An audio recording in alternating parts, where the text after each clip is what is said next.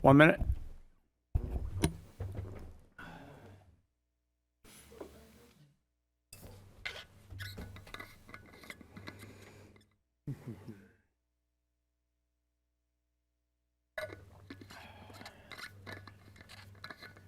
There's something on my glasses, but I can't see it. Can I borrow your glasses? We'll swap for the meeting.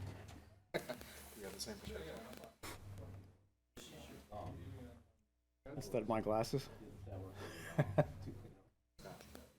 Oh, thanks. I don't see anything on there, so must be in my eye.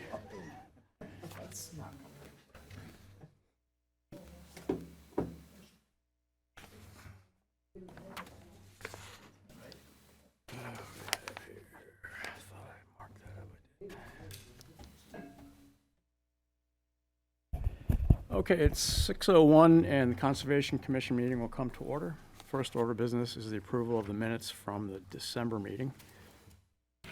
I see just two minor typos. Number 3, conditional use permit requests. First paragraph, third sentence, a transformer is to be placed outside, I'm sorry. Yeah, that sentence. The end of the sentence, city ordinance, is missing an I. And third paragraph of section D, I'm sorry, 5D. Check-in, should have a hyphen. That's all I have. Which proves that I read them. I have nothing. On paragraph 3, under conditional use permit requests, two sentences down from where you were, it says tree cutting is planned to minimum needed. Shouldn't it be to be the minimum needed, or to the minimum needed?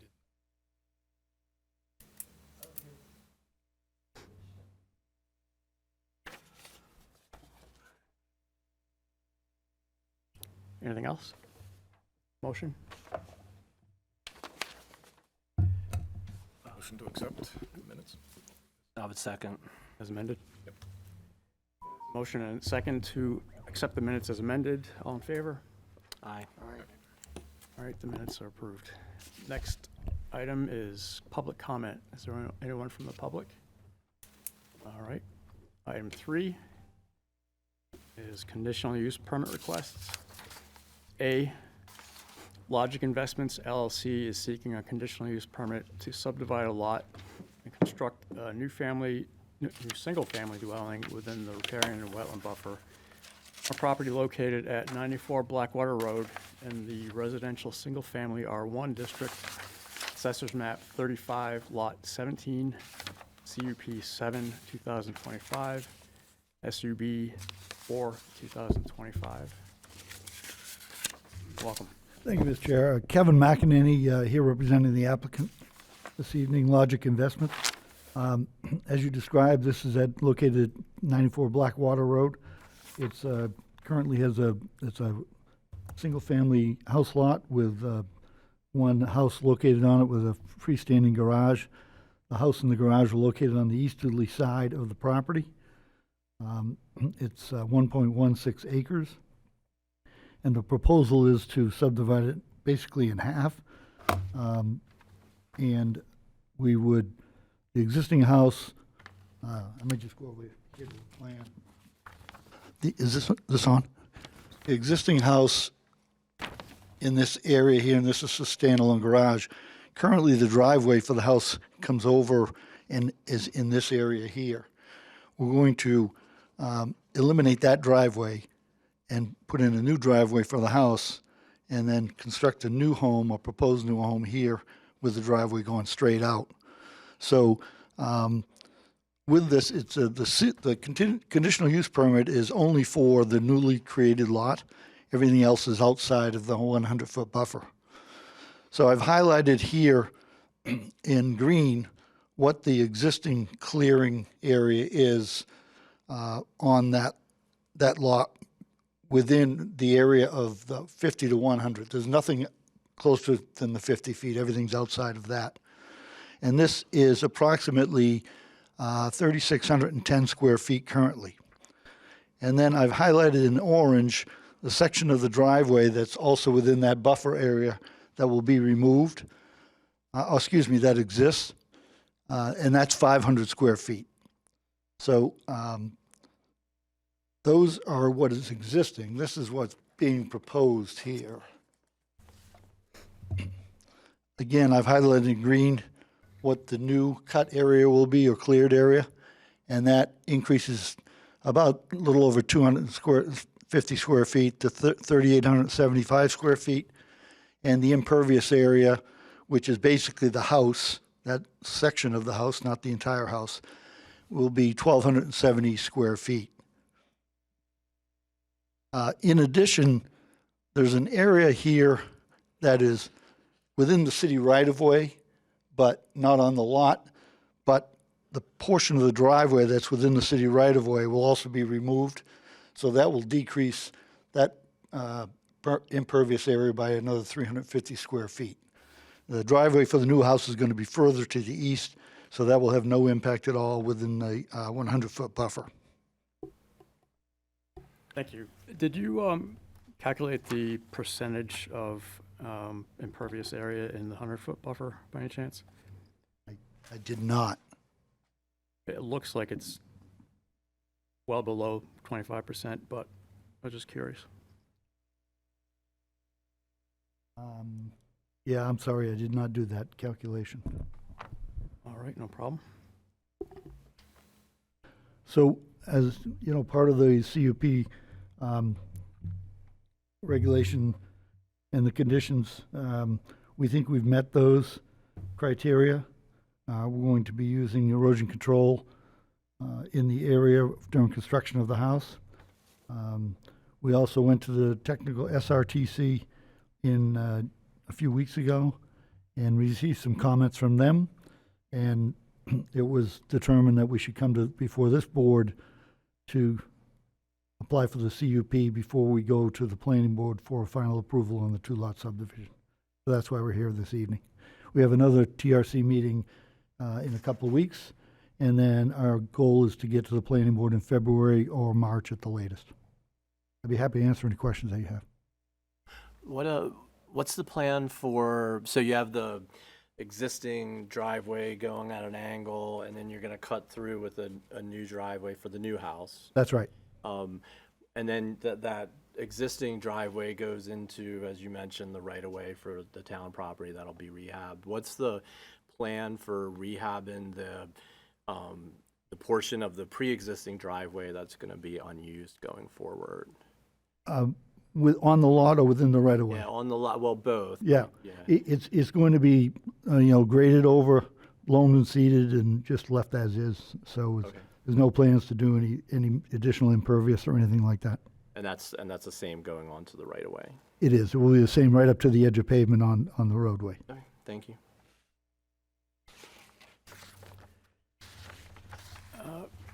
Just some background. I looked on the on Granite View for how close what the wetland was and so forth. It looks like there's an intermittent stream there, which looks like it's the beginning of Tate's Brook. And there's a culvert across Blackwater, which seems to support that.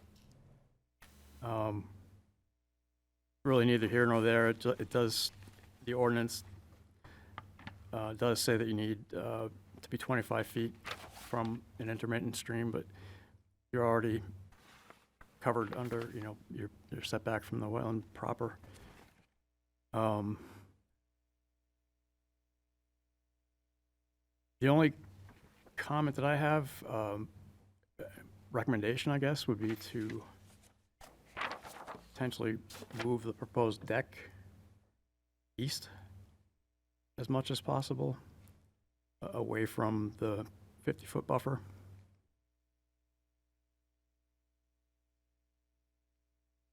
Yeah, I think we can accomplish that. We can move it towards the garage more and reduce that as much as possible. Okay.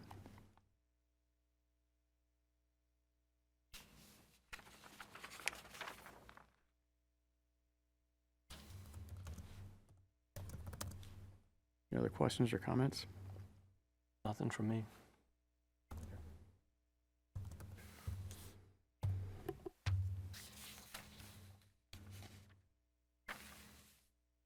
All set. You have a motion?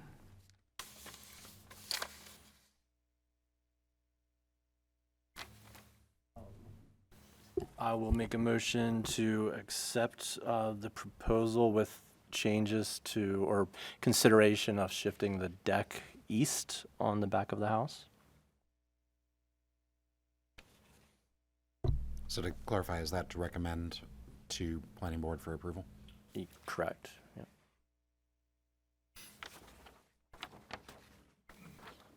Second that. Okay, there's a motion and a second to recommend for approval with consideration of moving the deck as far east as possible. Any further discussion? All in favor? Aye. All right, motion is passed. Thank you. You're welcome. Just a comment, I looked at the legend, and it might be off. You've got 1 inch equal to 20 feet. I'm thinking maybe it's half an inch equals 20 feet.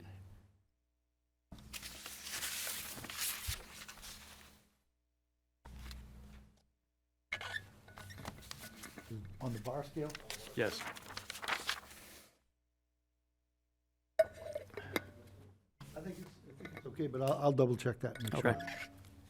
And would you like me to calculate the percentage of, or is it, I'm not concerned with it. If anyone else is, then we've already approved it. So. okay, very good. Thank you.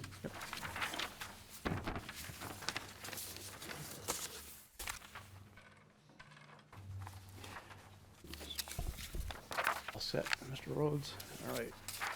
Item B, Hadley Morris LLC is seeking a conceptual review for proposed 551-foot paved road and 16 contractor units within the riparian and wetland buffer on a property located at 247 Route 108 in the Commercial Industrial CI District, Assessors Map 46, Lot 4K, CUP 8, 2025.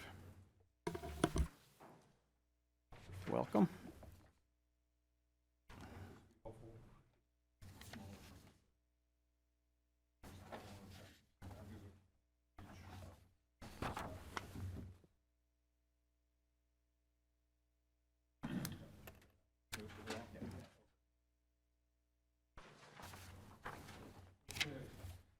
Good evening. Steve Height with Civil Works representing Hadley, who's also here. This is a parcel, a commercial parcel on 108, just downstream of the State of New Hampshire the employment building and kind of across the street from the works. It's a 4-acre parcel. It's been in existence for, I don't know, what was it, 20 years or so, maybe longer. It was subdivided quite a long time ago, actually. Planning board approved that. Hadley's looking to put some contractor units on this on this lot as well. And what we did was we met with planning way back at the very beginning, talked through the proposed use and then what else would be required for the parcel. We also went to DOT, went through a whole process with them, a design process. Actually, the DOT process is now that you have to give them a full design process, everything, for them to give us a driveway permit. So we did get a driveway permit before we could come back to talk to the Conservation and Planning. And the proposal that you have in front of you right now essentially is to put in 8 units along a driveway with city water, city sewer, drainage and everything else. There's a full design on this in the package that you have for that. The problem is that probably 60% of this lot is encumbered by wetland buffers as they exist today, with both the 50 and the 100 foot. So that plan that you guys have in front of you, which is the purple and blue, the white that you see here is the only land area that's not encumbered by a buffer. The teal is the 50 foot, and then the purple is the 50 to 100 foot buffer. And then the areas that are incorporated in that. So what we're looking for is kind of feedback from the board tonight before we move forward with the planning board, is just really kind of talk through some of these proposed impacts to the wetland buffers. The 50-foot buffer encompasses about 23% of the lot, and the 50 to 100 foot encompasses about 32% of the lot. So I didn't count the wetland areas and the areas outside that. I just looked in terms of the developable area that you're looking at now. And without relief from the wetland setbacks, the lot really has not much development potential. But it's been a lot of record for quite a while.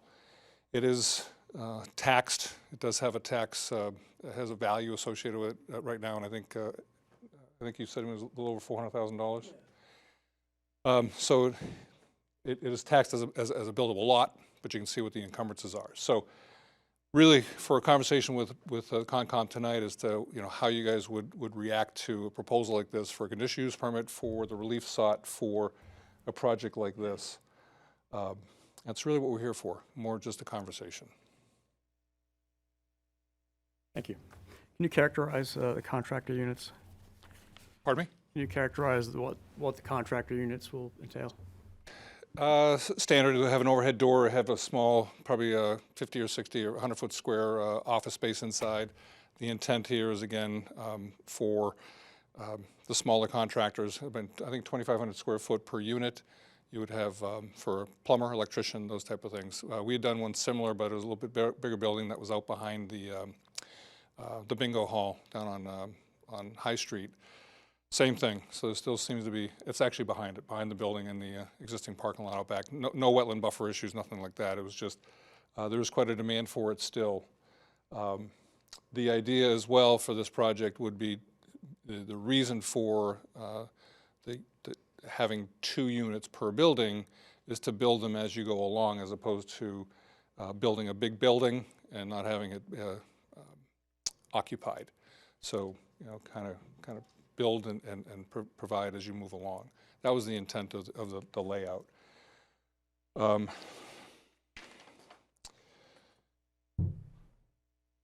these are for office space? Pardon me? They're strictly for office space? The office would be just for, like, if you were a plumber, you had a little room in there for your business. That's it. Not office in terms of rental for separate office space. And would you expect visitor parking? No. This is strictly for your use, for your facility, stage, go to your job, come back. Material and equipment storage, effectively. Exactly. Yep. Similar to the ones built off behind where the ambulance. There's new. Those ones are on the ground. The bingo hall ones are. It's not even bingo hall anymore. The Dollar General. Yeah, Dollar General. Those ones aren't constructed yet, but like they built them behind Stewart's ambulance, Patriot Way, 187 or. Yeah, I wasn't paying attention to that, but thank you. Yeah. I believe it would be similar to where like LeBreeze Plumbing and Heating is on 108.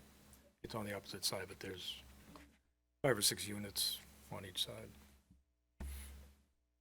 Yeah, for just as well, if you can see this, this is actually the full design, which we had to promulgate for DOT before we even came to see you guys, to show that we could actually do and accommodate. The driveway moved a couple of different times and location that they want to see for site distance and stormwater and so forth. They had to prove that the stormwater wasn't coming onto the state highway, yada yada. So we've already designed bioretention basins and treatment systems and, minimized, actually, all of the pavement and anything on this site would be treated 100% in these systems before it is released.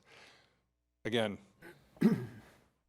the issue is we are within the 50-foot and the 100-foot buffers for the lot. And again, I just, for lack of a better illustration, this is what, the area of impact is pretty much everything you see in purple and blue in here.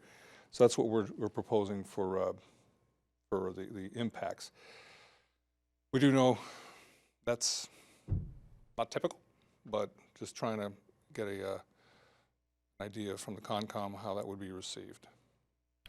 Did you, or have you had discussions either with the state or amongst yourselves about, sort of mitigation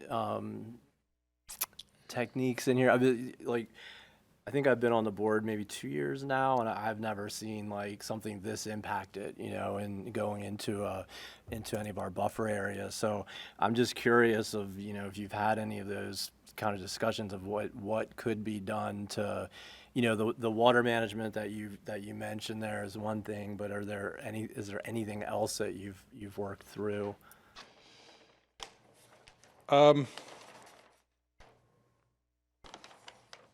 Interestingly enough, Hadley also owns the parcel next door, which is another 40 acres and has a lot of wetland buffer areas, a lot of wetland in that area. Oh, back Next here as door, well. next door how?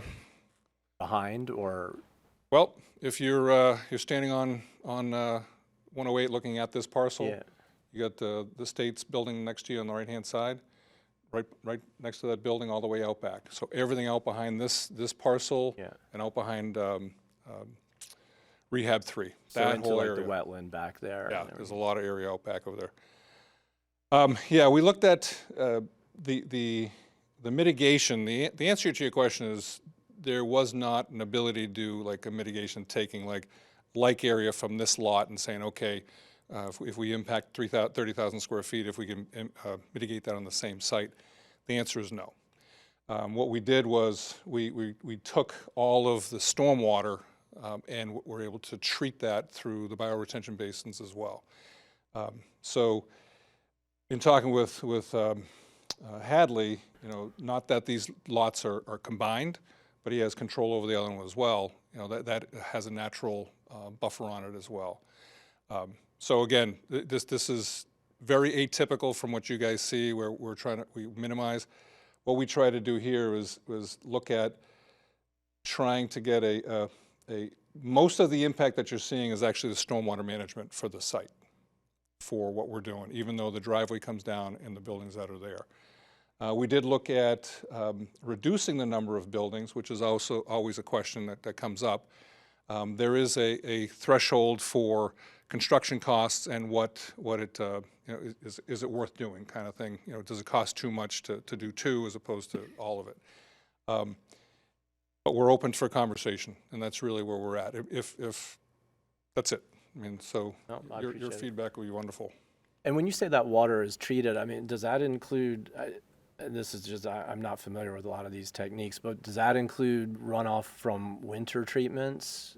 Yes. So that would be, salt and all would be treated within those basins? Yep. So the way the systems work now is it's called Snow Pro Green, yada yada. There's always a stormwater management plan that goes with these. With these bioretention basins, that's exactly what we're trying to accommodate, is take out the nitrogen, the phosphorus, and anything else that's the salts and all the grit that comes off and the oils. So the answer is yes, we're treating those on site, and those are the standard BMPs that the state also all recommends as well. Okay. So along with any program that's being proposed, you do have a stormwater management system that's actually reviewed with the planning board and approved as well. And that would have to be implemented. Mr. Rosberg Elder. Yeah, I have a couple of observations to offer. I gave each of you one of these little maps that shows a little more clearly where the wetlands lie around this lot, and they kind of embrace it almost like a handshake. The small area to the north is isolated as a spot wetlands. It's not shown as directly connected to the much larger wetlands to the right on the large parcel behind this one. But the one underneath here that looks like a hand is a direct extension of that larger wetlands to the east or southeast, I believe. As you can see, it's, I believe these are connected, actually.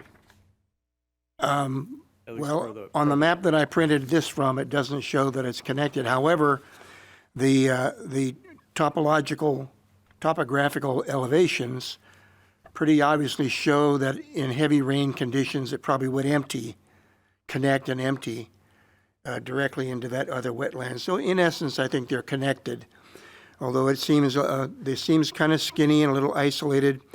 When I first saw the plan, my first reaction was, oh no, this is a really, gross intrusion on the regulations. As I looked at it a little further, I wanted to bring out some thoughts that may guide our judgment. This particular parcel is on 108, as we know. I went recently to a meeting for the master plan for the town, and I was a little surprised to discover that this parcel and 2 or 3 other larger parcels that lie along 108 are earmarked for development in the master plan. And they already are thinking to themselves about how are we going to deal with the restrictions so that we can, I mean, this is considered a major development corridor. They're probably going to widen 108. There's going to be a lot of pressure for development. It's not a residential area. Those are the things that mitigate in favor of it. And wetlands in general are considered development areas. well, I know, but so I'm very conservative about this. As I said, I was distressed to see this diagram, and I thought that's ridiculous. But because these wetlands are kind of skinny, and you've got a mitigation plan for the runoff, I think what I want to suggest is that in looking at this, and I'm not saying in favor or against particularly, I think there's a lot of thinking, a lot of consideration here, but I'm wondering if along the 108 corridor and certain other corridors like High Street, perhaps West High Street and part of Blackwater, those are streets that are going to be developed in the future. All of them, we're going to face these wetlands and considerations in the future as well. Perhaps we should look at the wetlands concept as it relates to development on these particular key corridors and ask ourselves whether some slightly modified treatment for wetlands is worth considering that would allow more development without violation, technical violation, and yet limit, perhaps not as much as the current regulations do, but still limit the wetlands intrusion in ways that might perhaps take individual parcels a little more into consideration. We could consider it like this one is not, my concern, which you already addressed, was what about runoff and pollutants? This is a semi-industrial use, and the potential there for chemicals and so on is heightened. From that point of view, I would be less likely to approve this, even with a mitigation plan, because it's a heightened risk.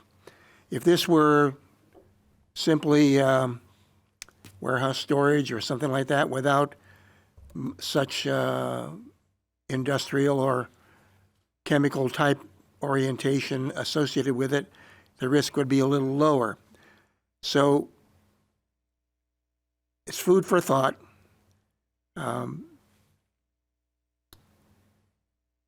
I personally don't think the intrusion on this one is as extreme as it looked at first, but it may not be acceptable. I'm just thinking that we're going to face this again and again, so while we're looking at this one, maybe we should think about the others we're going to face down the road on those key corridors and think about some middle ground that allows a little more leeway. That's all I have to offer at the moment. So let me think of a diplomatic way to put this. Give me some time to think it out. Mhm. I think the way that these are zoned, unfortunately, may have preceded a good understanding of the value of wetlands. And I was looking at the tax maps and the zoning as well, and a little bit confounded by how the zoning lines up with commercial and industrial zones and wetlands. My tendency would be to push back on that rather than the other way around. The bulk of the wetlands run straight up through the middle of the city, from Willen Pond north to Lily Pond and then to the river. Now, unfortunately, those are hugged by Route 108, High Street, and then crossed by West High Street. And we've got Home Depot and Target built in wetlands. So my tendency is not to think about eating away at those more. But in any case, I think maybe that's something that is not within the purview of this meeting.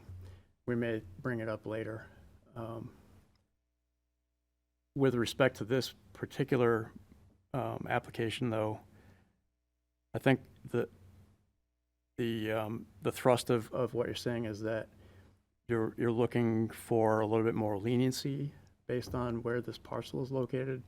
Not necessarily. I don't, like I said, I haven't concluded one way or the other how I feel about it. Still rather disinclined to want to approve this.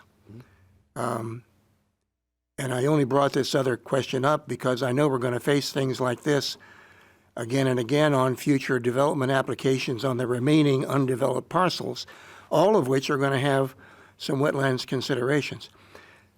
Another way of looking at this might be on the individual parcel applications to look at the neighboring wetlands themselves and ask ourselves what kind of a wetlands is that particular area.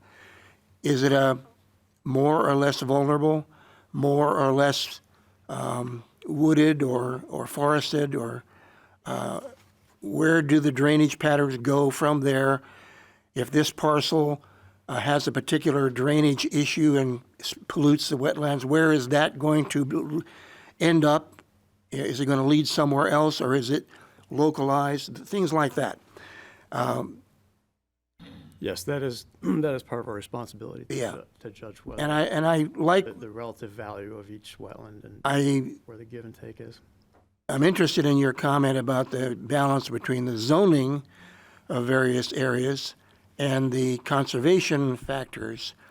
And I don't see any reason why we can't open a conversation, or at least a hypothetical discussion, with the zoning part of this whole process and say maybe we should look at the zoning again and modify the zoning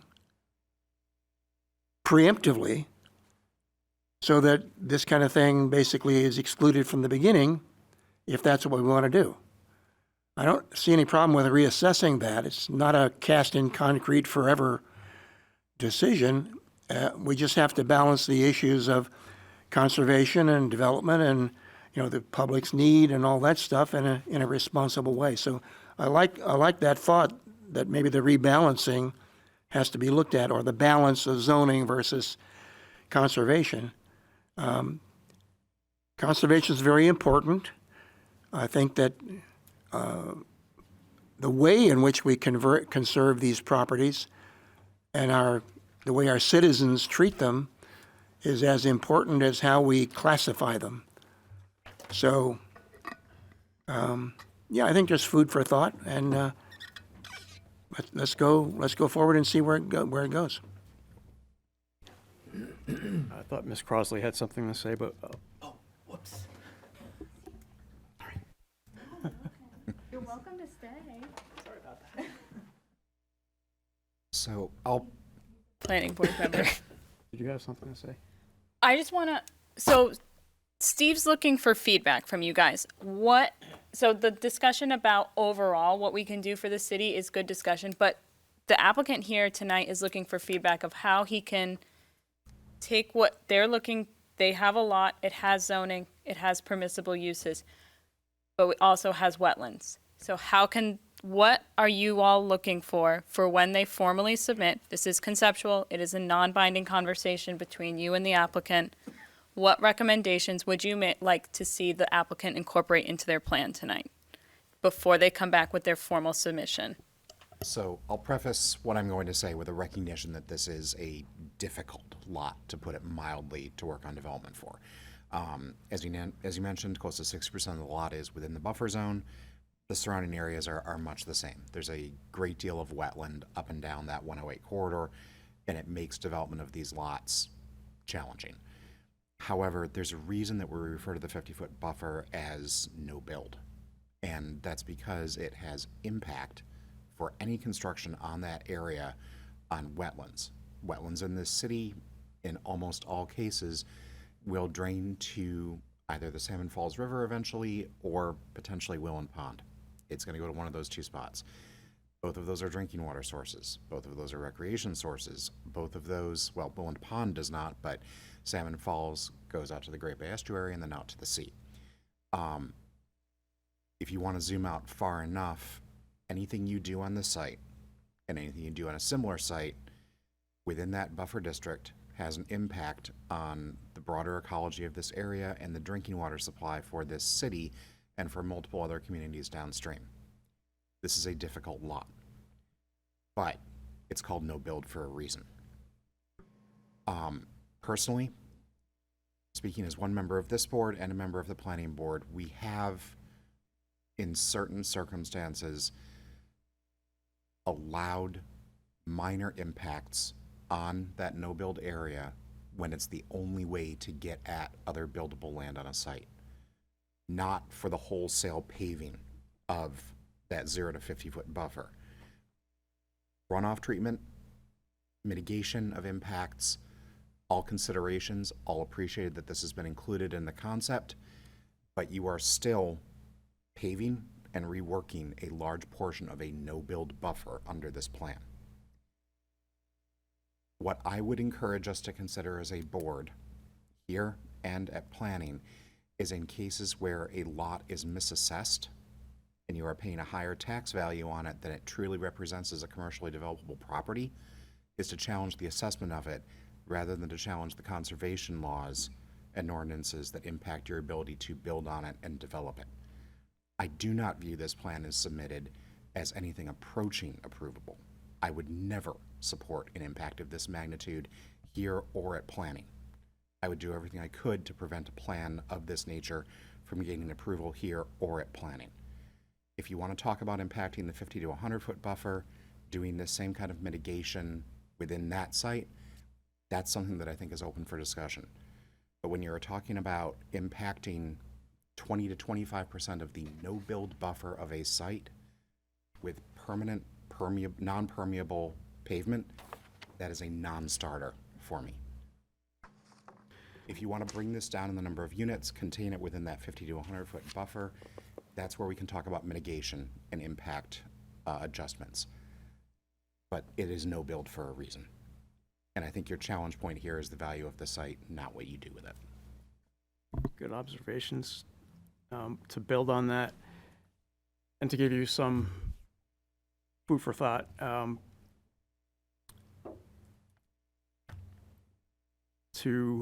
in keeping with Mr. Rhodes's ideas, it might be possible to stay out of the 50-foot buffer a little bit more than this if you were to cut the number of units in half.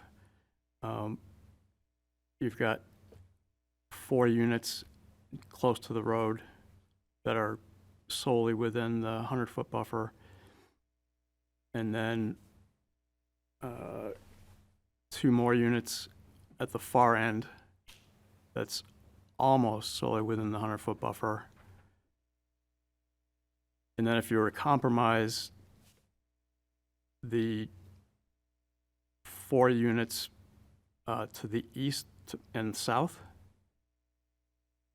that sort of straddle the 50 and 100 foot, combine those into from 4 to 2, you could potentially squeeze them into the 100-foot buffer. Sure, if you don't mind, let's do this a little differently that way. Mhm. So based on what Mr. Rhodes was indicating there, would it be safe to say that the 0 to 50, sacrosanct, don't do anything in there whatsoever? Or would you allow stormwater treatment in that area? I think Just, just as a, would you say, that's the real question right there. So if would we be limited for this conversation purposes, the purple area for development, including the stormwater? Or would it be any developed area in terms of impervious area stay within the purple and then, oh jeez. Sorry. You're in trouble. Yeah, he yelled at me before I even came in.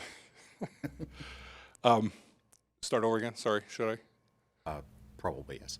Yeah, so the question is the 0 to 50, 0 construction whatsoever, or 0 to 50, can we use stormwater and have all impervious area within the 50 to the 100? Or would we want, or would the board be more inclined to say stormwater and any impervious area within the 50 to 100? the ordinance says no disturbance in the 0 to 50. Okay. However, I don't think that that's unbreakable. That's up to the commission and to the planning board, but I think the magnitude of it matters. If there's a sliver of the buffer impacted, that's much different from paving and putting a unit in there. Yeah, and speaking for my view on that, if you're talking about pouring concrete or putting asphalt in the field, no. Unless it's a very small amount that's required to get access to a buildable area of the rest of the lot. In a circumstance where you're talking about doing stormwater mitigation within that 50-foot buffer, potentially, if it's minimized and it doesn't include impermeable surface. Yeah, so all the stormwater, I got you. So none of the stormwater would have any impermeable whatsoever, with the exception of maybe if there was an outlet structure of Overflow some drains, kind. yeah, that sort of thing. Good question. Good point that I need to point out too. The location of this driveway was dictated by DOT. So no matter what happens, we will have to, if this goes through, we would have to impact the items up here for the 50-foot, just because we can't put the driveway anywhere else. We had tried. And that's the asterisk that I put on there a small amount to gain access to buildable area. Yeah, we can. I mean, my client's going to have to live with it, but come on up. Come on up. The board members use the microphones, I can't hear it. Oh, they are using the microphone. We've can had, just try we've to had talk discussions louder. about that. The speakers in the room aren't that great. I also have a cold, I apologize. That doesn't help. We'll Well- try to speak louder. Yeah. That's Sorry, Hadley. And Dana had said exactly right. We're here for feedback. We get it. I understand. We've been doing this a long time, and I understand the process. We really want your feedback as well. And if there is a compromise, we know that every parcel has its own unique use, right? So this is a commercial zone, has a commercial need, and member of the board had pointed that out, and we agree with that. We understand the process, and that's why we're coming forward with it. But we also want to work with the boards and also the planning board to make it something that actually, because I don't want to come in like this and you guys say, oh, for this one you can do it, and then the next one comes down and says, well, I want to fill the wetland and that's not my point. We're trying to get something, a nice medium that allows us to say, all right, what's the what's the best use for this particular parcel. This, to me, was a good one.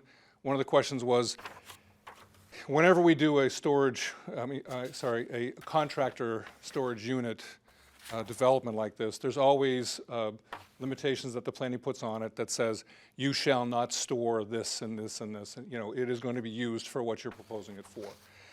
But that being said, we have this coming up all the time as well. So the real question for me is, and I think if the board is more amenable, would be amenable to say in development, say impervious area contained within the 50 to 100, and minimize the amount of 0 to 50, and if we have to, that would be just limited to stormwater. That's something I can work with. Well, only 25% of the 100-foot buffer can be impervious per the ordinance. Correct. So that's the other part of that conversation as well. For this particular site, again, and this is the beauty behind why we do this, is because you can make this an exception because it's unique characteristic. We are going to be over the 25%, just because it's a 4-acre parcel, and we're going to have a little bit of impact for that. There are ways to mitigate some of that. We typically don't like to use porous pavement in a use where we're going to have people driving up and down their driveway. We use Even porous pavement would be considered impervious. Understood. But it also allows us the opportunity for treatment before it goes out. Mm-hmm. From a practical standpoint, yes, it is still impermeable. Or pervious, I'm sorry, the word you just used. So this is also some of the conversation I want to have with you guys tonight as well. Because there is a limit to what we can scale this back to, that then Hadley's going to say, I've wasted my money, which, not your concern, it's his. But the fact of the matter is it's a commercial lot that we're trying to have some type of use out of. So let's talk about that particular item you just talked about. For a project like this, if we exceed that 25%, would that be more amenable for a project or a site like this, do you think, on this particular project? Because 25% of I have the number. I'll do the math, but really, I think we have a 4-acre parcel. 50% of the site is within the 100-foot buffer. 25% of that, you're less than an acre's worth of development. If it's 23%, 50-foot, 32%, 100-foot, you stick to the 25%. That gives you a little under 50% of the site, or a little over 50% of the site that you can do anything with, which is 2 acres, and then with the 25% and the 50, it's basically an acre. Yeah. That's what I was getting at. For just purposes of ideas here too, we've talked about best use, and given that this is commercial zone, and I believe your client is primarily a commercial developer, you would naturally go to commercial uses like this. And if you're talking commercial use, this is relatively low impact. But there's also zoning changes afoot in the city that allow multifamily development to go residential, to go in place on commercial lots. That might be a better use for this site in reducing the amount of permeable, or not impermeable, get those two straight, development on the site. There could be other uses that would be better suited to the wetland volume that's on this site too. So I don't know how far back to the drawing board you want to go, but that could be a potential too. Yeah, I'm not sure residential would be a viable on this parcel. Could be difficult, just throwing it out there. Yeah.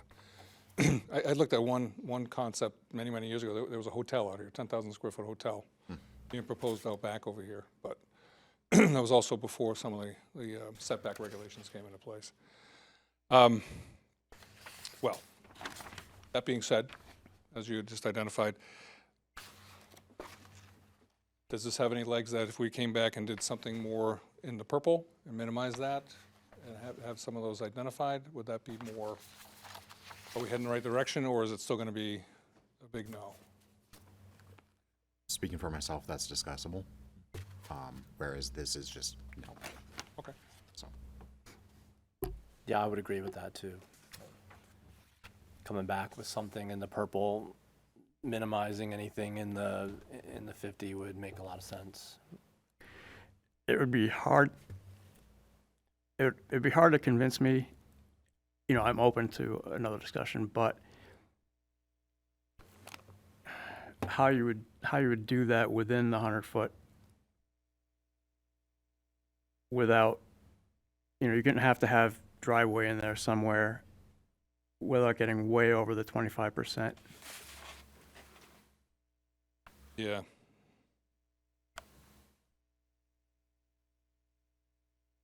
And I think the best thing to do is we'll sit with Hadley, we'll go through, see what we can come up with that makes sense for him, and I'll get all those numbers, exactly what the percentages are, and try to color code it.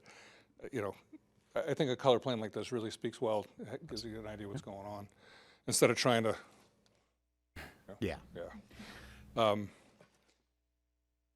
Okay. Also, I think this is the perfect example of what a conceptual review is good for, because this way you aren't investing a tremendous amount of money in drawing up full plans of engineering. Well, unfortunately, the DOT kind of made us do forced that, your hand. which is not a, Yeah. not your problem, but it's become a problem. Concord's conquered. But this kind of discussion where you've got an impacted site or a difficult site, this is where conceptuals are really good. Yeah. Anything else from anyone? All right, we'll give it a shot. We'll probably come back. Thank you. Sounds Thank good. you. Thank you. Thank you.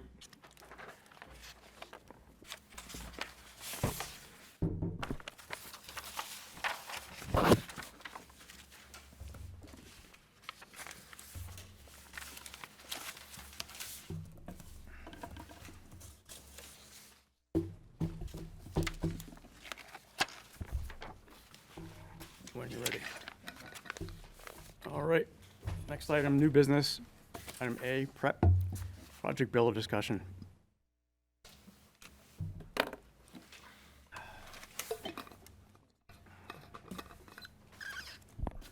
Good evening. Hello. I'm Lisa Wise. I work with UNH Cooperative Extension and New Hampshire Sea Grant. I've met some of you. I'm here on behalf of the Project Builder initiative, which is it's an effort with the Piscataqua Region Estuaries Partnership, or PREP. My colleague Abigail Lyon from PREP wasn't able to make it tonight, but she and I have been engaging with some of you on this effort called Project Builder. Really, it's to provide support to towns, cities, small groups, nonprofits that are interested in developing grant applications, project ideas for funding, and supporting you through that process. Because a lot of times, you're trying to tackle a grant application and there's a lot of challenges that come up. So we try to provide some of that support before you get that far down the road. So what the Project Builder application that the city had submitted last fall was focused around some of the tree inventory, forest canopy work, and thinking through some of that. I understand you've been working with FB Environmental to start getting that ball rolling and developing the dashboard. And so Abigail and I also pivoted some of our Project Builder support to help the planner, Michelle, work on the climate impact grants proposal at the end of last year to do some creative art projects in the city.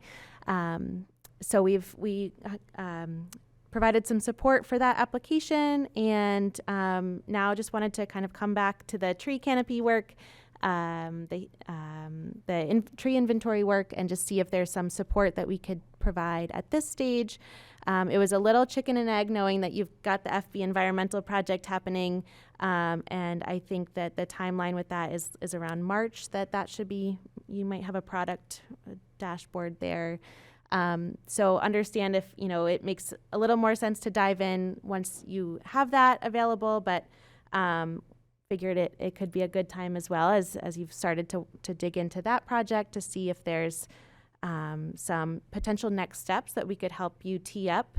And there could be some grant opportunities out there that we can help the city look into, one of which is the climate impact grants. We'll be offering another round next year. I think the application period would be in the fall. So we could potentially support the city to do kind of a next step project there. But really just wanted to open it up and hear from you all if through the start of the FB environmental work with the tree inventory and dashboard, if you have any initial ideas for possible next steps there. And Abigail and I can do a little bit of support at this stage. Thank you. Yeah. So some drivers for the tree inventory were to monitor the health of the trees and the appropriate plantings, and where possible and reasonable to either replace the trees with the right kinds of trees, or take them out. We wanted to take a look at climate change and see what trees might be vulnerable there, what trees might be vulnerable to salt and plow destruction, and pests. We also wanted to take a look at heat islands and see if there was anything that we might be able to do about that. We've got some pretty densely settled area in downtown with not a lot of trees. We have some streets that Doug and I had talked about, some streets that have sidewalks on both sides. Maybe we could get the city to remove a sidewalk on one side and open up some space for planting. So in terms of how we can use the dashboard, I think that's probably what we wanted to discuss, under this conversation.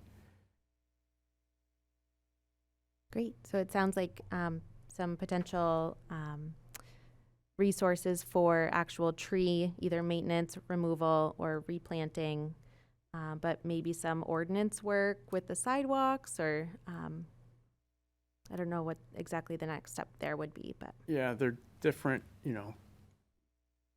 different forks Yeah. of where you want to go with it, and we don't have to do everything at once. Yeah. But did you have anything to add to that?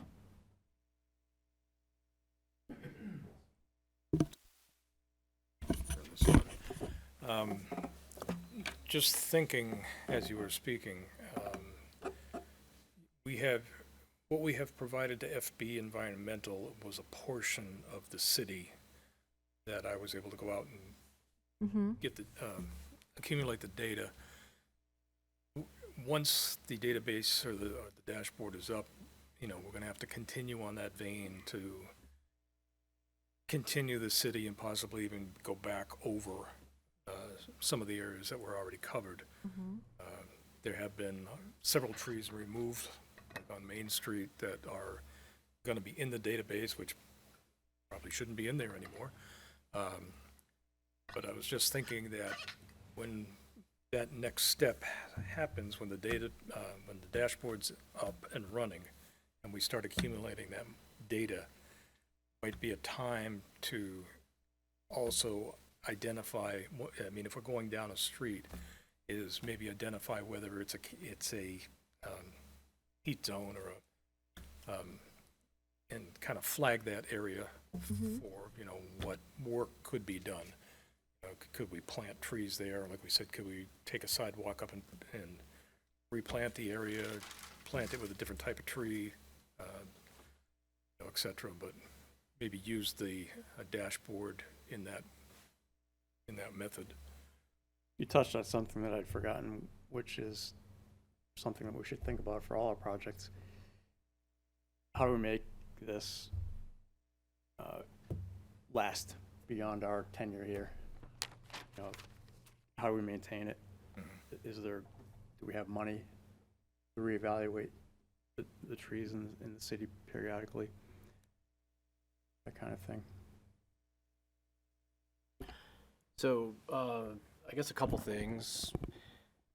I understand the desire to want to tie one to the next steps, but in a way, a lot of these discussions, I've felt like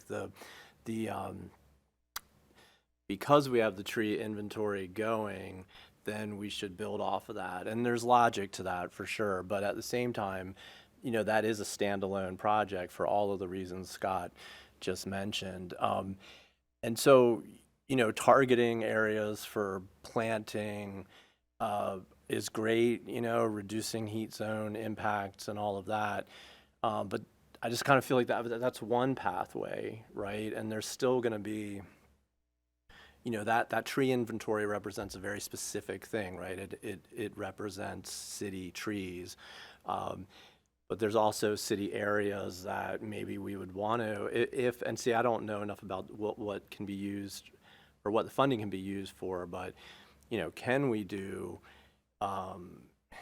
habitat, I don't even want to call it habitat really, because some of these areas aren't that, but is the funding usable for restoration of areas? So like we have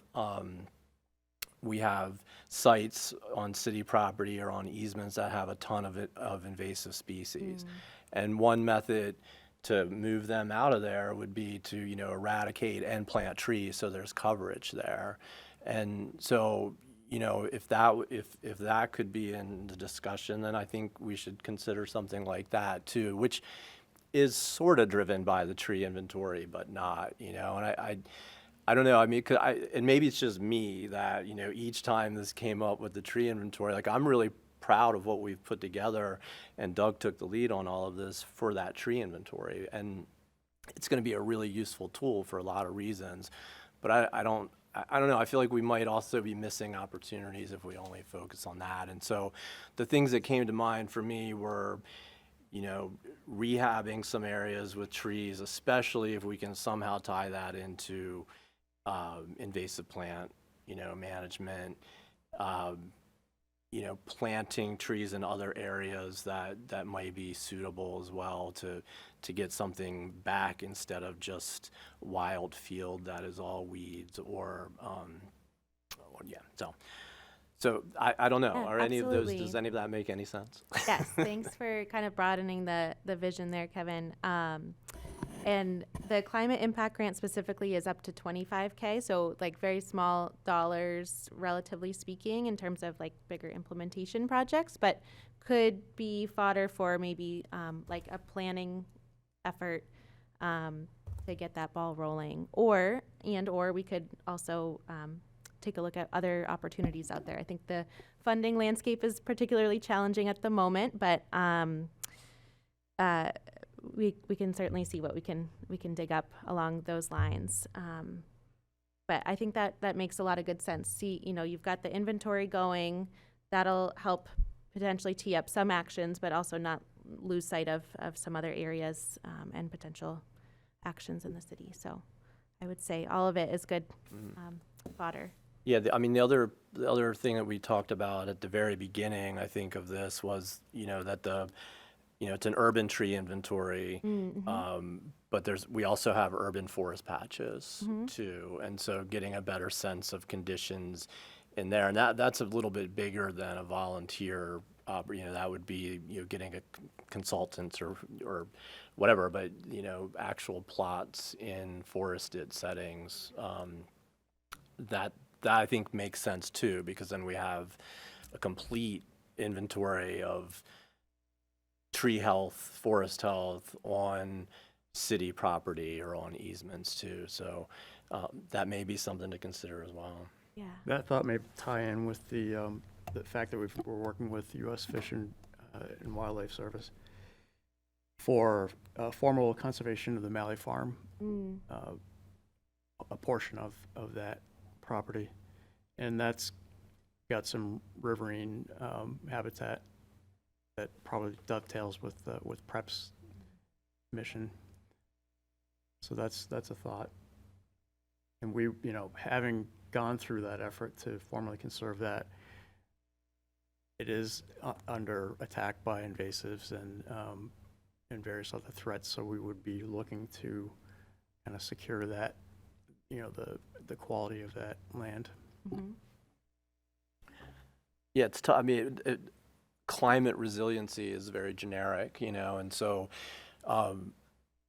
That's why for me it's hard to, like we go out to, I mean, Malley Farm is one, but the river walk is one that always comes to mind in terms of invasive species, and certainly getting the invasive species under control and getting, especially there, getting tree growth on that slope is a really important climate resiliency treatment, right? But I just, do we move on something like that if it's not really what the vision of, PREPA or whatever is? I don't know, because it is like Malley Farm is an easy one, but I mean, I think we could probably go to almost any of the properties that have had forest on there, and there's issues that make them less resilient to climate change, to any type of change, really, even walking sometimes. Yeah, I would. How tied to watershed issues would this grant be? The climate impact grant can be used watershed-wide. The intent really was acknowledging that the 17 coastal zone communities have had quite a lot of attention on climate and flooding, and so trying to get more resources further upstream. And so it is pretty broad. We haven't officially announced the first round of grantees, but it does, it's pretty wide spanning. There's some like marine debris and school engagement. There's the art project. Exeter actually submitted a proposal for some tree work as well. They have a dashboard and are looking to do some planting. Another community is looking at doing an inventory. So there's a lot of momentum in a similar vein with the inventory piece and doing some planting, but also looking at vulnerable trees and replacing proactively. But yeah, to your point, it is pretty broad, just, looking for that connection to climate impacts, particularly heat and or flooding, which again is, it's pretty easy to make a connection to a lot of actions, which is helpful, but also can maybe be a little overwhelming too. Well, it's not a stretch to tie climate to Malley Farm. I mean, you and I have taken a walk out there, and you were noting the absence of ash trees, and that stuff is getting worse because of warming weather. Mm-hmm. Yeah, I mean, that sure, there's beach mortality out there, hemlocks in poor condition. I mean, you could almost see like kind of buffering Salmon Falls River, on the Somersworth side, and looking and seeing what properties on, city properties are there. I know we have at least 2, if not more, properties or easements on that stretch, and then developing something around that, because then it is a direct, it's clearly in the riparian area. Mm-hmm. Yeah, they're all pretty messy. The benefit of Malley Farm today is that there's mature forest there, but it's also really at risk. Yeah, and I would just say start with, the Conservation Commission's priorities, the city's priorities, and then, if it's a good fit for this climate impacts, we can support that. If it's a good fit for a different funding source, Abigail was also working with another community to help them apply for some funding from Department of Environmental Services. So it doesn't have to be limited to a certain funding source. So really, I mean, for you then, and your group, I mean, we just have to, we as a group have to come up with some ideas that we're more firm on, because we have been, at least the things that I've been involved with, it's been loose, with just like this, like throwing out different ideas. So I guess we're maybe at that point now where we have to generate some project ideas and talk to you all about those on a phone, in a phone conversation or something, and then move on something. I mean, it's up to you all, and it's there's nothing required here. We're just kind of here to support. Yeah, no. And the current kind of project builder round, we are available to provide assistance through February of this year, but there is another round coming that It's free assistance. So you could, if you want to keep having our assistance available, which could look like some brainstorming conversations. It could look like reviewing draft application materials like we did with the art project for climate impact grants for the first round. It could look like whatever assistance is needed, connecting you with other people that, other partners that make sense to bring in. So, and I also know what it's like to be on a commission and trying to apply for grants, and I don't want to, assume that you're wanting to take on another grant project right now. So really, just here as a resource if and when projects kind of percolate and it's a good time for the city to take something on, whether it's directly tied to building on the dashboard or another idea. We're kind of here to support that. And it could also be that there's project ideas that don't necessarily require a grant. We could try to, put together a good summer internship or fellowship project with being at the university. Extension has some summer intern programs. So if you're looking for just some capacity or something like that, we could try to keep it kind of open-ended there. So happy to be flexible in the assistance that we can offer as your inventory project is developing and as other opportunities are coming along. So Yeah, we definitely have a lot of stuff in the backlog can talk about. Yeah, I know how that goes. Kind of endless opportunities there. But I was also perusing the 2016 Natural Resource Assessment that you all did with Stratford Regional Planning Commission, and there's some great recommendations in there as well that could be built on. That's a good point. So you've got a lot of great work. And I found in the master plan land use chapter, there's the Heat Island map. So you've got a lot of good pieces to connect. But I could imagine, some follow-on analysis, looking at the inventory and looking at other, that zooming out and kind of taking that implementation plan step of like, okay, now we've got this data.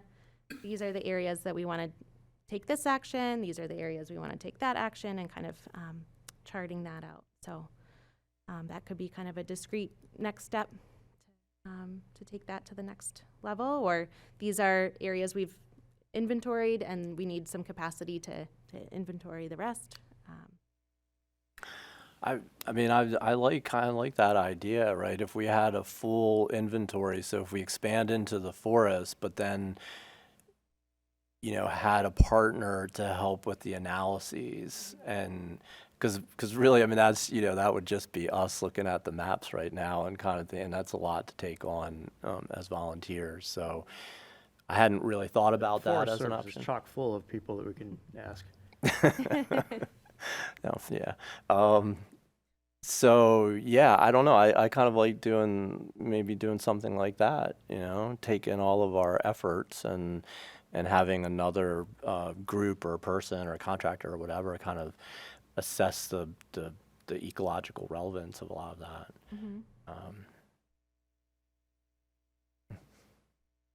Okay. Well, I could kind of let this percolate, and you know where to reach me, and Abigail as well, if there's like a light bulb moment and something comes up that you want to have some support for through the rest of this project builder period through February. Happy to have some more conversation. Otherwise, if you want to kind of keep having some project builder support for these ideas or others, there'll be another round, I think, announced in the next month or so. And Cool. that's Maybe it. Yeah. if people have ideas, if you want to funnel them through me, we can't email back and forth, but once we compile a stack, we could do a workshop meeting. And Yeah, we would be on a tight deadline for February, but maybe the other. But I think we could get something for February if we're. have a sense that we're all kind of in agreement. We just haven't put anything down on what we exactly. So we could, if we can get, we'll get everything together through Scott and then send something your way. Yeah, and we don't disappear after February, so, Right. you know, we can still be in touch and figure out good next steps. Okay. All right. All right. Great. Thank Well, you. thank That's you. great. Luck with the rest of your meeting. Oh, that's right. We have more of me. All right. Are you ready? Item B, NHDES permit review for culvert replacement on City of Somersworth conservation property located at Stackpole Road in the residential single-family R1 district, assessors map 20, lot 87.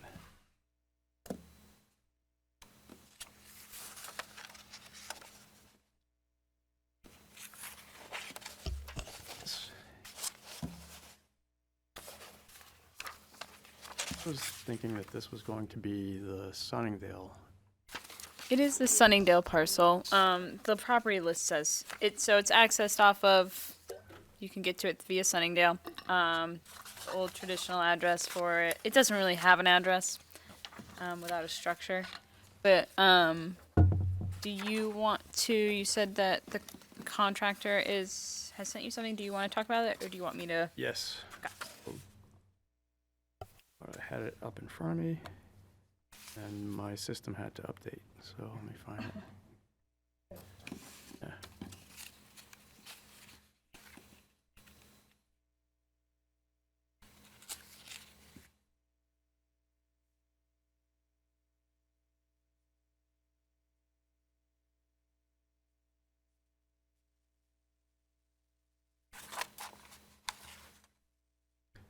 No lack of paperwork in this.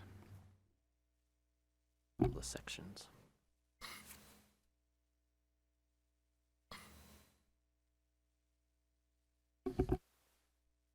Dana, just to kind of frame what we're looking at here, this is an emergency request. Do you need any kind of approval? Yeah, so we're working with so it's for the conservation easement at the Sunningdale parcel. The Sunningdale parcel is owned by the city, and it is managed by NRCS because the easement is held by it's a USDA easement, if I'm getting that correctly, all my acronyms. So ultimately there's been some beaver activity out at the pond, and there has been some issues, and they need to replace the culvert as part of the remediation for this. And it's been ongoing, and then due to the government shutdown, things stalled up. And then this is the ideal time to do the work.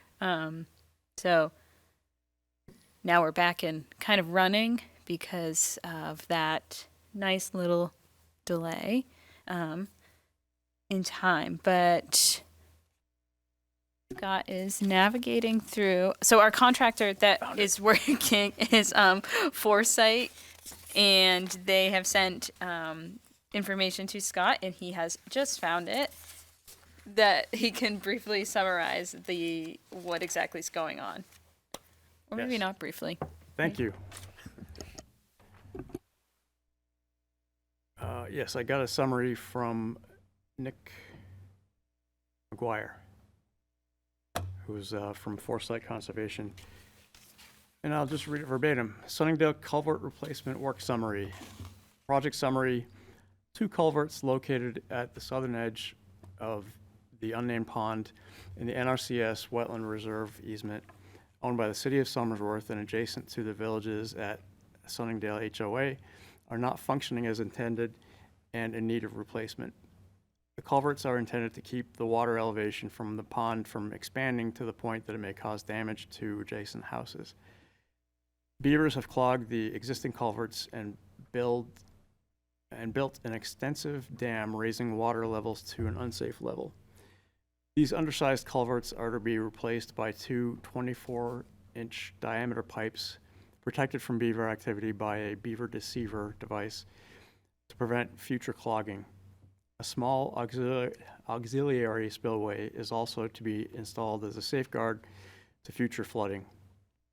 The designs were drafted by an NRCS engineer and are the minimum impact option to address the flooding issue. Ponded area is a man-made body of water fed by groundwater seepage, with the pond created by an earthen dike. Following completion, the ponded area will be reduced to its pre-beaver dam levels, but will remain as an open water feature. Description of impacts. Any project with federal nexus must comply with NEPA requirements and EPA and undergo U.S. Fish and Wildlife Service compliance to ensure that either no adverse impact to natural resources will be created or that any impacts are within an acceptable level. NRCS conducted NEPA compliance and determined that this to be the preferred minimum impact option for this site. Replacing the existing culverts with larger ones will increase aquatic organism connectivity and maintain the wetland habitat functions of the site while eliminating the threat of property damage. Roughly 400 square feet of permanent impact will result from the creation of the auxiliary spillway, although this area will be allowed to naturally revegetate over time and is expected to support wetland vegetation. The footprint of the new culverts, which will be buried roughly 1.5 feet below grade, will be roughly the same size as the footprint of the existing culverts. Any areas disturbed during construction will be mulched and seeded back to native wetland species. Due to decreased water levels, the project will expose some shoreline that was previously underwater. This fringe will naturally revegetate and is expected to be thoroughly covered by vegetation by mid to late summer following completion. All BMPs, best management practices for erosion and silt control, will be employed. US FWS concurrence was granted for the project as no threatened or endangered species will be impacted by the work. NRCS archaeologists also cleared the work area of any cultural resources as per Section 106 of the National Historic Preservation Act. Since the property is protected by an NRCS wetland reserve easement, it is subject to more stringent habitat and reporting requirements than would a similar project on private lands. As such, all impacts have been thoroughly analyzed by experts from several disciplines and agencies. Project plan. The first step will be to notch the beaver dam to begin draining water to allow for the culvert work to take place. Stand by. A temporarily hardened drainage path out of the pond will be constructed to prevent erosion and ensure a slow, controlled drawdown. This process is expected to take 3 to 4 weeks. The notch will be incrementally lowered until water levels are closer to historic elevations and low enough to allow for machinery to complete the culvert replacement. Once the drawdown is complete, an excavator will be brought in to remove the old culverts and install the new ones. A beaver deterrent device will be installed on the intake side of the culverts to prevent them from clogging the new outlets. And just, I see you feverishly writing there. I think I sent this to you. I think you did. Okay. Yeah, I've got notes on this too. The beavers are not planned for relocation, and the new design will allow for them to remain in the system without causing further issues, provided that the beaver deceiver works. Once these steps, he didn't say that, I did. Once these steps are completed, the entire disturbed area will be seeded and mulched to reestablish natural vegetation. This project is being completed in partnership with the New Hampshire Natural Resources Conservation Service and Foresight Conservation, Inc., and funded with money earmarked for the NRCS easement program. If you have any questions or concerns, you can call or email Nick McGuire with Foresight Conservation, Inc. That's that. And you haven't printed out the plan for everyone, have you? I have not, no. There's not a lot to it. It's a very small area of impact. I printed them out and I can pass them around.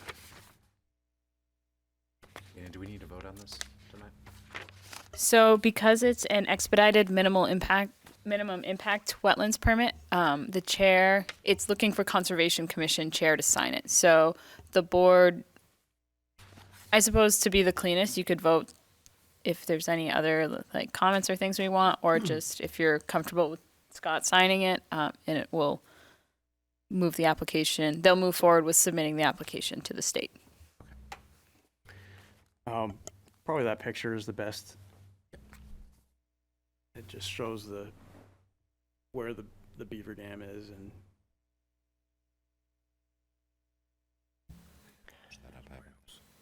I mean, it seems like an overall improvement, not just to deal with the beavers, but increasing the pipe size and.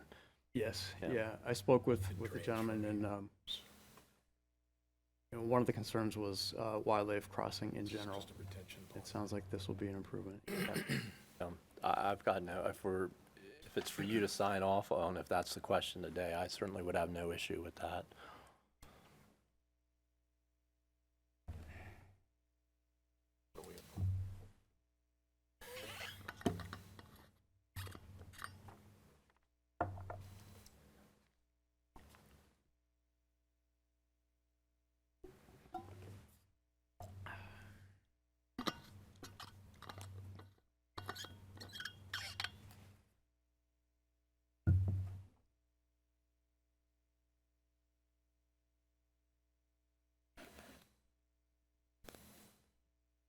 So is that what we need? Like, do we need a motion for you to? Probably not, but we can do that. Yeah, can make it clean. Just if you could be a move to support the chair signing the application and the project moving forward. Could be as simple as that. All right, I would make a motion that we support the changes to the pond at Sunningdale and have our chair pass that message forward to the appropriate people. The changes as laid out in the plan. Yeah. There's a motion and a second. Any further discussion? All in favor? Aye. Okay. I will sign it.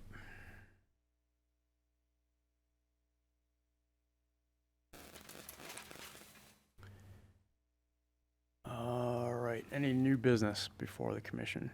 I have one thing. So the city's recreation department has booked a bird hike at Mass Point Dam for Tuesday, May 12th. It'll be at 8 a.m. And so the recreation division is looking to partner with the Conservation Commission for this. They are looking to either just promotionally have a partnership, or if the Conservation Commission wants to, there is a cost for them hosting this. It's with the New Hampshire Audubon's Animal Programs Curator, New Hampshire Audubon's, and someone's coming to lead that hike. So they are, they're having the bird hike. They will have it regardless, but if the Conservation Commission wants to be a partner with them on this program, they would love to promote it that way. And if the Conservation Commission wants to support the walk with a financial contribution, the walk in total is costing them $225.60. So it's not a big expense, but so they said that basically the email we received is that it could take form of a financial partnership, split the bill in half, or simply a promotional partnership. The Recreation Division would appreciate if I could present this to the Conservation Commission and let them know. And they provided some information. But like I said, it's going to be on May 12th at 8 a.m. You'll see some flyers starting to go around soon. They've just started booking this. So if the Conservation Commission wants to be a partner in name only or financially and in name, that would be up for the board to discuss. If you want more information, I can get that and bring it back to the February meeting. And what was the total cost on it? $225.60, and I will email you that information. Do you know why they chose Mass Point Dam?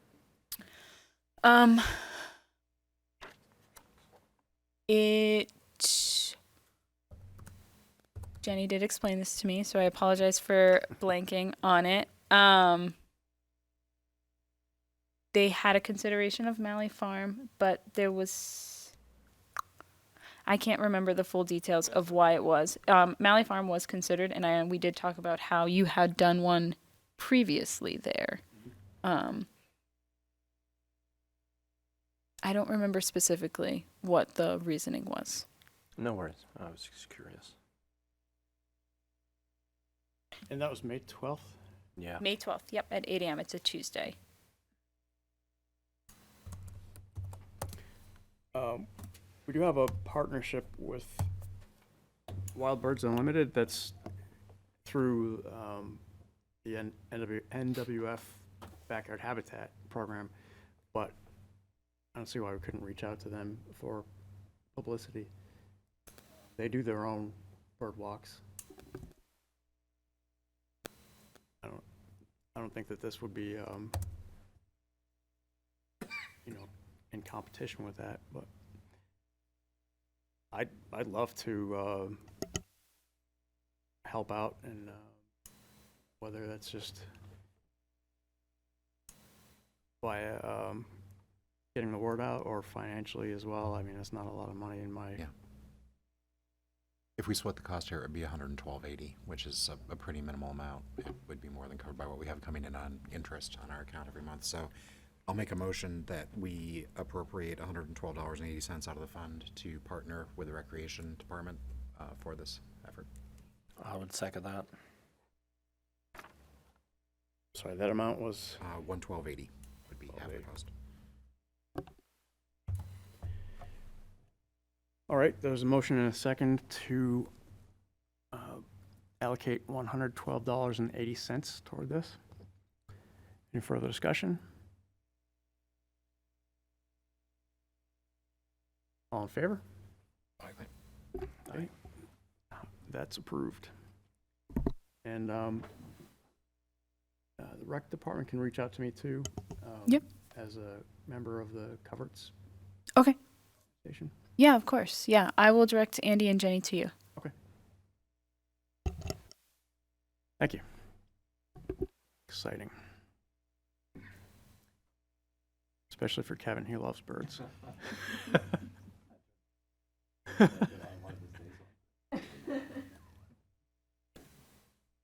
They are interested in doing future other projects, so if you have some recommendations for them for any others, Anything interesting. Tree walk. if you have some non-bird things that you think would be good, I'm sure they'd be willing to talk with you. Any other?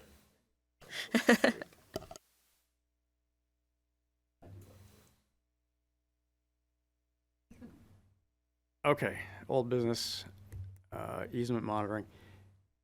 Any traction on that? No, finding a contractor? I have not. I apologize about that. Well, I haven't done anything either. I was gonna reach out to the NHACC and didn't. I'll put another note in here to do I mean, one thing I had different, I'd have to go back and look, but I think I had a list of different consulting companies when we were, first starting with Malley Farm and trails and rehabbing and all of that. If you want, I can try to pull that together. Yeah. I don't know if they'd be the same companies that would do something like this, but I don't mind doing that and even sending them an email if that would be helpful. That would be helpful, thank you. I have a list too, but I sort of struck out, for whatever reason, like one was Moosewood Ecological and they're across the state. Yeah, that's one I had too, so they're not interested. They sort of were interested, but they acknowledged that it was far, so Yeah. maybe difficult to Do you want to send me a message of just of the places that you Sure. wrote to, so I don't Yep. double dip?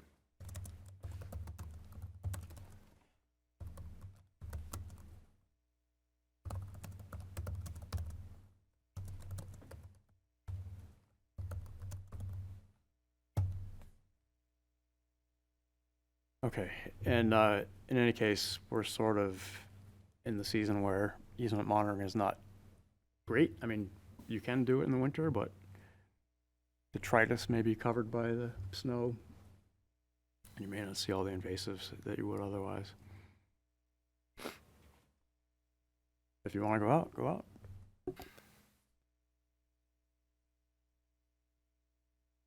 Any correspondence regarding old business?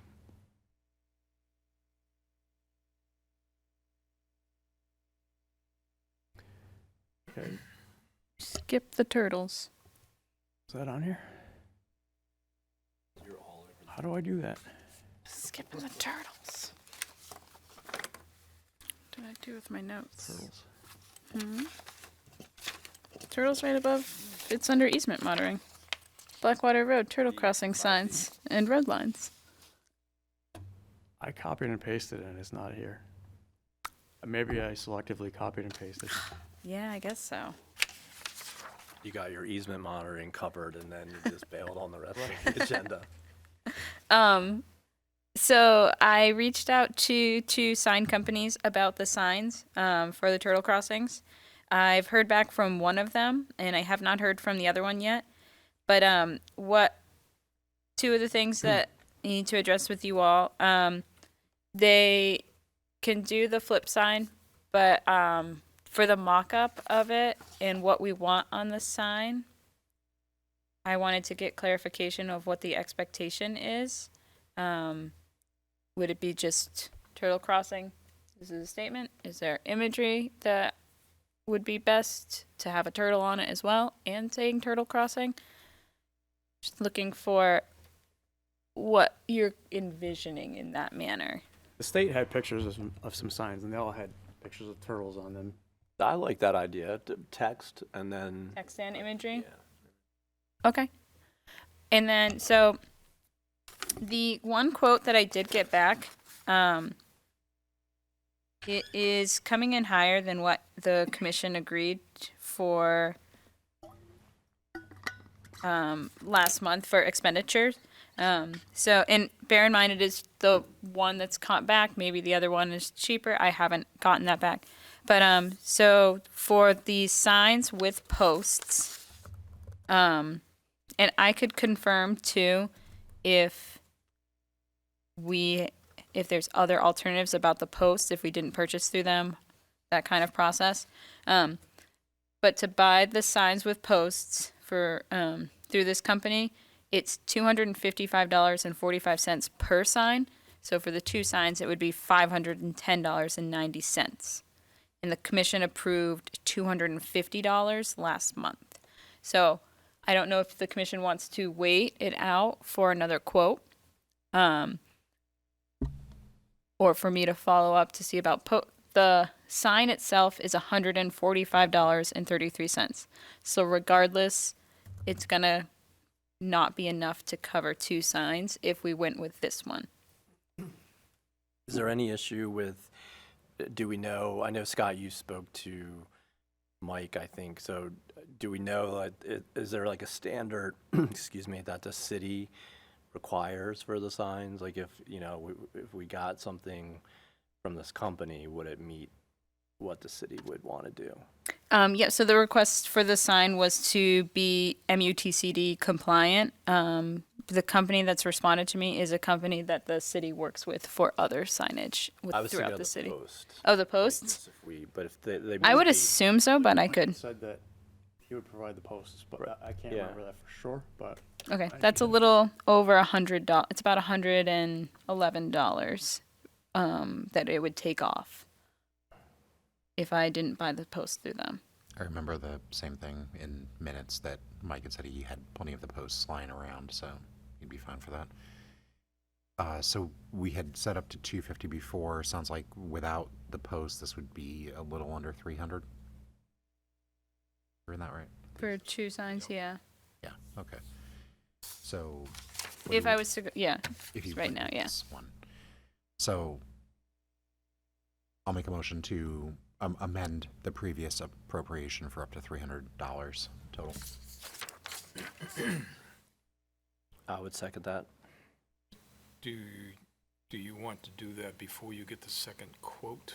Or I can still wait and we'll look at the quotes. It won't necessarily mean that I will spend. If the other company can provide the same product for less, yeah, I was just thinking, why approve it now and then come back with a second?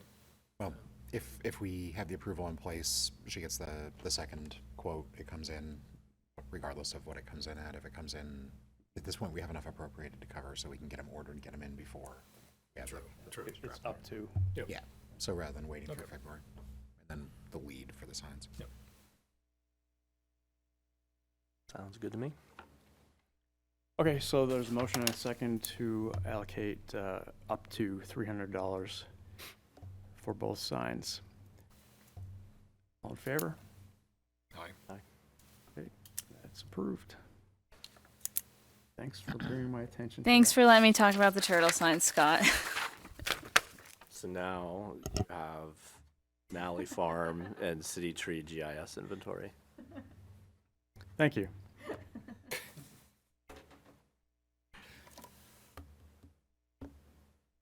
I'm not sure that we can go there.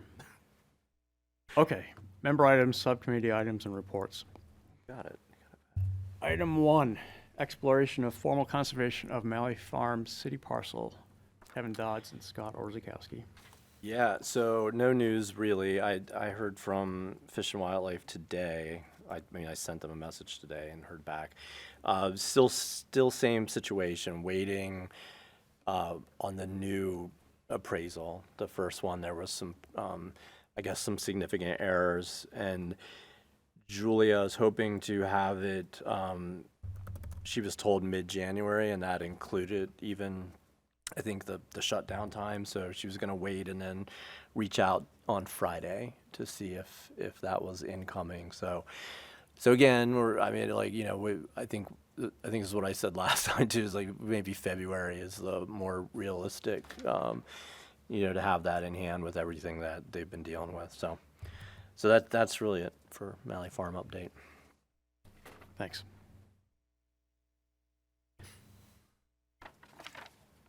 What's that? Item 2, City Tree GIS inventory project. Doug Breyer. I have nothing new. We got a new invoice. Do we? We did. Unfortunately, I had it in front of me before the update. Let me find the email.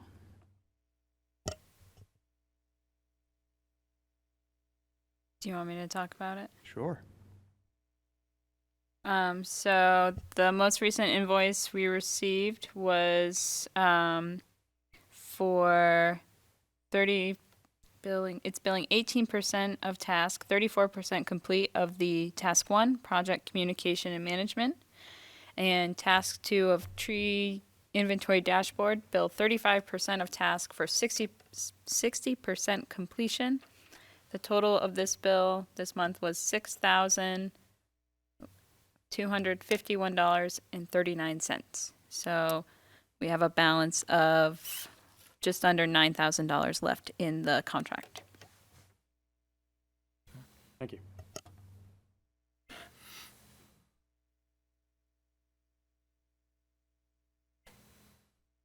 Any other old business to come before the commission? Item 6, treasurer's report. Okay, let's see. So balance forward from November 30th was $334,150.26. We had nothing charged to the account. Interest received was $1,092.19. And as of December 31st, our ending balance was $335,242.45. Thank That you. is all.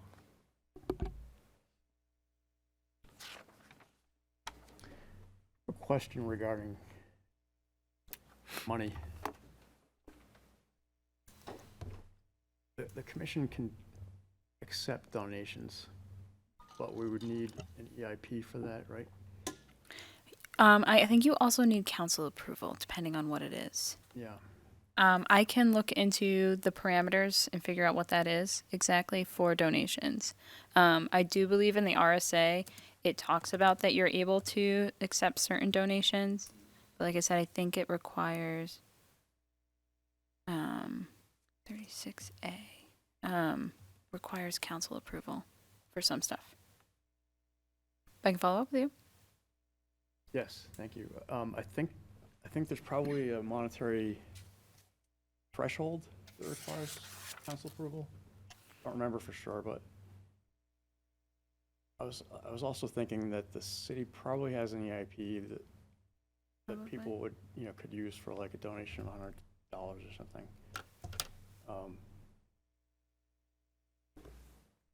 And I think it can be earmarked for the commission.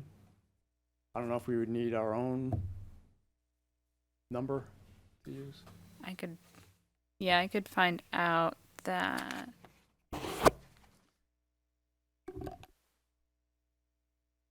Treasure.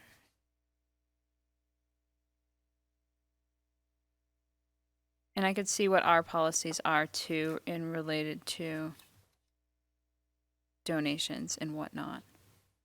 Okay, thanks. All right, anything else? Just have a question. Lisa alluded to the master plan heat island map. Is that something that's online? Yes, it should be. She reminded that it is in the land use chapter. So Okay. the master plan chapters are all available on the planning office page of the city's website. I can send you a specific link to that one if that would be helpful, Doug. That would be great. I can do that. Thank you.